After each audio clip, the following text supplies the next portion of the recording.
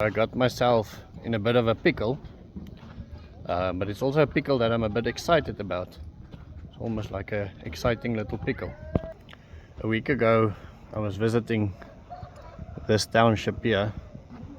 As you can see, no life, almost no permaculture here. And I made a video promising that I would do in 1 week the biggest permaculture project in this location or in this township that we've ever done.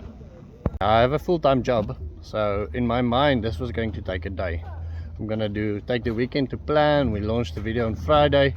Got loads of suggestions, wonderful suggestions. You should check the video out in the link. And but in my mind, this whole process, I'm gonna bring my people, and we're gonna finish this project in a day. From all those wonderful people talking in the comments and giving us advice and so on, it became very clear to us that water should be our first priority in this dry area. Now if you look at any of these houses, you can notice one thing. There's 3 sources of water. The one is the roof. The other source of water is the municipal water, and then the other source of water is a runoff on the ground. So the easiest water is the municipal water, getting connected to the municipality. We paid for the municipality, filled in all the applications, got all the paperwork done, but that will only be connected in about 3 weeks. So that then led us to our second source of water, and that is ground runoff. Now there's 2 sources of runoff on the ground. The first groundwater that we will receive will come from the neighbors. It's uphill all the way there. Then it will come through over here, and then it will run into our very first swale, or our very first major dry pit, if you want to call it that. Now it will run in here, fill up the dry pit, and then when it fills up, it will enter that pipe, exit over here, fill up this one, and then over here exit the property. Our second source of water will fall on the earth itself. That's over there, and then over here, and then fall into the dry pit, fill it up and leave there. Now as you can see, we have about, in this small area, we have about, or we're planning to plant about 26 trees, 28 if you include the prickly pears there in the back. That will be the little prickly pear corner, and this includes everything from figs, majoring in Lucina species, to provide mulch. They will be sacrificed later on. We have loads of mulch coming in, and then mulch pits in the middle of the system. So they will then exit the house. This is the feeling that you'll get exiting the house straight into a forest, little food forest, between the trees, and then exit the gate there. When day 1 rolled around, Monday, I didn't do a lot. I had to work, Emmanuel had to work, so I just ended up going to pick up some bricks and buying some poles, and that was day 1. Day 2 came around, and then tragedy struck, or we had a bit of a hiccup. Emmanuel took the day off, I took the day off, I got my guys ready, and said to my wife she must look after things while we sort out everything. And then Emmanuel, I phoned him in the morning and I said, listen, I'm on my way to you, where are you? I said, no, he's in the hospital, his child is very sick. Ask him what's wrong, and he said she's been vomiting now for a couple of days. She's got no power left. She's basically just lying there. She doesn't eat, she doesn't drink, she's just lying there. So that was quite a thing, because one of the things I bought one of my plans was a swing set. Now this is the swing set here, and to make it permaculture I decided to plant a little grape next to it so it can go up there. But to justify myself, I listened to the wise words of Bill Mollison, and who said to explain permaculture to a child is to call it a nice place to live, creating a nice place to live. Now, a swing is not permaculture. Swing cannot be permaculture, doesn't matter how much I justify it to myself.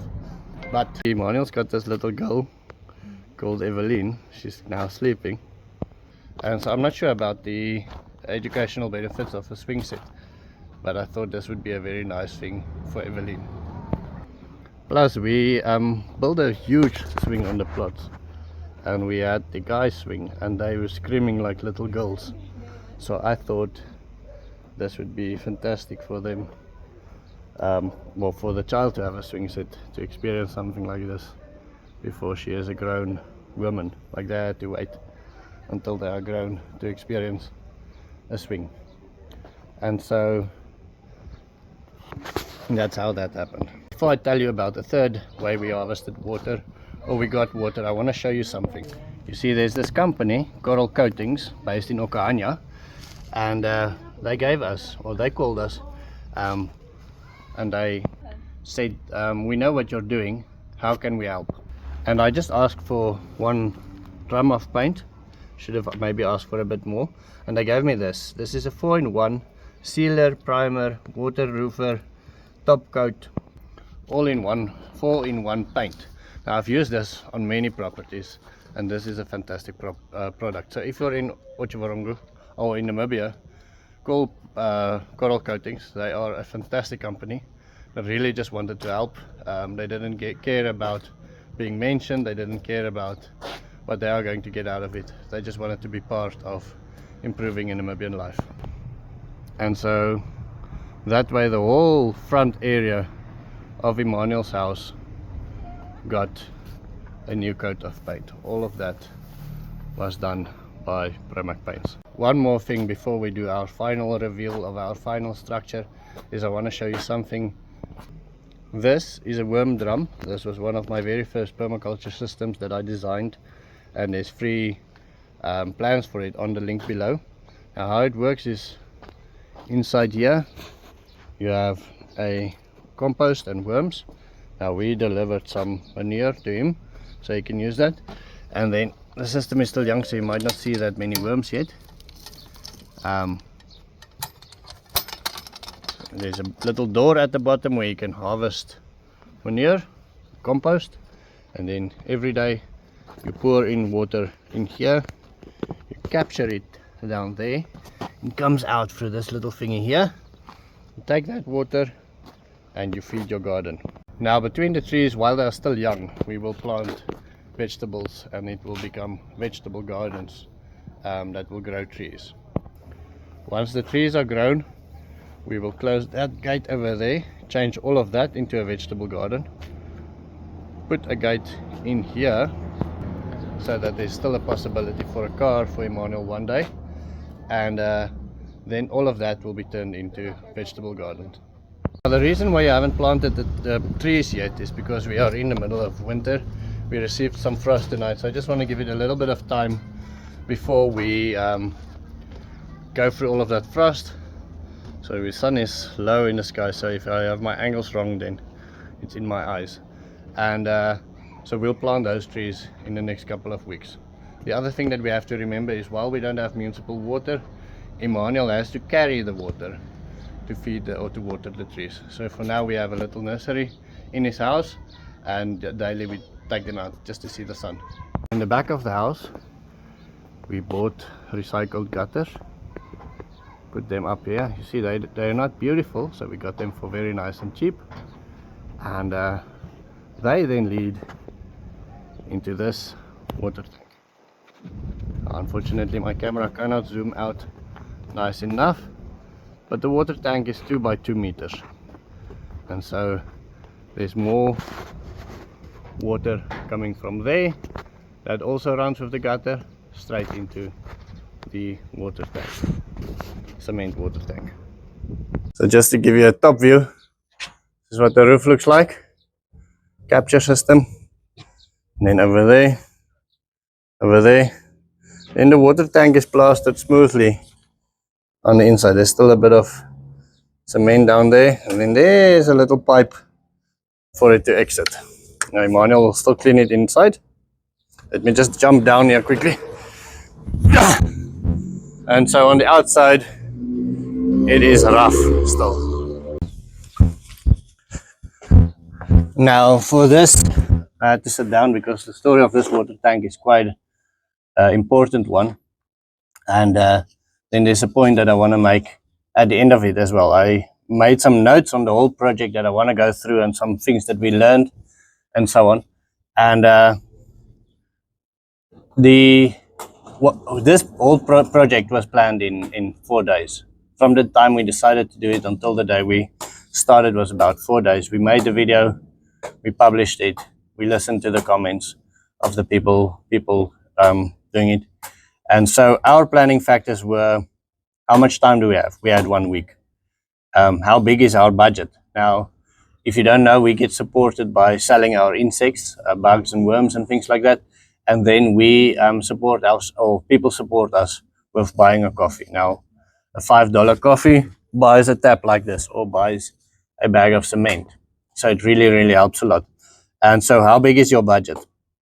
And then what do you have on hand? You know, we had on hand some trees. We had on hand that drum that we made the worms of. I already had some prickly pears, so I could give that. We had on hand that swing, so we can use that. What do you have on hand? What is it that you have already? What is the skills of the client? What can Emmanuel do? Emmanuel is just standing there looking at this video now. What can Emmanuel do? Now, Emmanuel is very good at working with trees. He's grown green peppers with green peppers like this at my mother-in-law's house. Emmanuel knows trees. He needs, for instance, meat, but we can't do meat here because we can't do chickens because they will get stolen if we don't have a secure enough space. So within that budget, it wouldn't make sense to do chickens. So chickens are out of the priority. The safety. How safe is the situation? Now, I think this is mainly an African, well, I don't know, but it's not everywhere that you have to worry about safety, but what is the chances of things getting stolen? If we planted things here, there's a water stream coming through here. If we planted things here, it will get stolen. 100% sure about that. And then what is your priority? So our priorities was water first. How do we get as much water as possible? Now, this water tank here behind us keeps just over 6,500 liters. That gives him 40 liters a day. Now, I did the math in private because you shouldn't do these things in public. But that should give him 40 liters a day for 150 days of the year. And then it fills up. That's if he leaves the raining season with a full tank. But if during the raining season he uses this again, you could add at least another 150, another 50 days to it. So we have 200 days there, and then say during the raining season, there's another 50 days that he doesn't have to water. We're on 250 days that he will not have to purchase water for his garden. The rest of the time, those little holes in the zipets, if they put all their washing water in there, all their grey water in there, that will keep the trees growing as well. So he will have maybe 100 days that he will have to buy water, and he doesn't have to necessarily water the garden every day. That can go down to 50 days of buying a little bit of water extra. In exchange for that, he will get quite a lot of vegetables, he will get fruit, he will get shade, he will get a safe place for his child to play. Vegetables here are extremely expensive. If he can add just spinach, which grows like weeds here, he can just add spinach into his garden and it grows throughout the year. That will have a huge impact. Okay, now the benefits of the cement tank is there's a couple of things. First, it sends out the correct signal to the market. When you spend money on building this and you spend money on buying a recycled brick instead of buying a plastic brick. That sends a signal into the market that we need more bricks recycled, and we need people with building skills. Barnabas, who we got from the rubbish dump to come and build here, he's got a very strong signal now. We need builders. This is a trade that I need to learn. The guys on the rubbish dump that were cleaning the bricks and selling them to me, they've got a very strong signal coming into them. We need to recycle more bricks. Okay, this was 40% cheaper than buying a plastic tank. If we had to buy a plastic tank, probably none of the other things would have been able to happen. Another benefit is this cannot be removed and it cannot be sold. It will last for 20 years. It's plastered and made smooth on the inside, so it's waterproof. It will last for 20 years. Now the negatives, I quickly want to go through. Negatives is this takes a lot of time, a lot more time than I thought. This is a lot of hard work. There's a lot of wear and tear on the car. I drove to that rubbish dump about 5 times at least, and that was interesting. It could leak. There could have been a mistake made during construction. It can leak. And then a negative that's also positive is it cannot be moved. If Emmanuel moves tomorrow, he cannot move this with him. So then it becomes a negative. It's not a possibility. And this sending signal into the market, I just want to revisit something. I count here below, we've got 14 guys that was paid on this. If you include the bricklayers and then you include the guys at the rubbish dump, where I just counted 4 there, but there was probably more. I will put the names of the people below in the description of everybody that was involved, and 14 families that was fed during the construction of this. This is quite a big thing. Now, building this, the second day when we started marking everything out, and all of the builders that I knew were busy. So I phoned Emmanuel and I said to him, do you perhaps know of a builder? And he sent me a guy. And so when I arrived here, this pipe was straight here into the ground, straight into the concrete. Well, this is a concrete floor. And so they put the pipe straight into the concrete without any way for the water to come out. Now, I explained to them the previous day I want the fall, and I showed them on the level. And I'm not saying this to bash the builder, don't get me wrong. This could have happened to anybody here. But it's something to consider when you're in an area. What is the skills of the people? They put it straight into the cement, and there was no way for the water to come out. No way to add a tap, nothing. It was just there. So we had a little discussion. It went something like, dear kind sirs, I see you haven't used exactly the construction methods that we have discussed. It's not how it went. I lost my cool, and I had to humbly apologize afterwards for losing my cool. But we fixed it. We placed the tap on the right spot, and there was no dear sirs involved. We had a heated discussion about building techniques. Anyway, so that's also something that you have to consider. And now, in the beginning of this discussion, I said we only planned 4 days to do this. And I want to make a point with this. When I was a child of about 7 years old, my father woke me up early in the mornings to go measure out this house. So he would put in little pegs, and then we would sit there and see the sunrise. And then he would change the pegs, and tomorrow morning we would sit there and watch the sunrise. And this we did every morning before sunrise for about a week. And then he decided, okay, he's happy, and we laid out the foundations, measured, put chalk around it, and then he would wake up without waking me up for another week or 2, and then he would start waking me up again, and then we'd change the whole thing. So we changed that foundation about 3 times over the course of a year, and then he started to build. So he's planning on one simple house, took him 1 year. And the point that I want to make, and the reason why we did 4 days on this, is because the consequences of our actions wouldn't have been that big. This thing can fail. Our budget wasn't that big. Our budget was very tiny. We had to recycle as many things as we can. But the consequences was minimal. We could have wasted a week of our lives. That's basically what it came down to.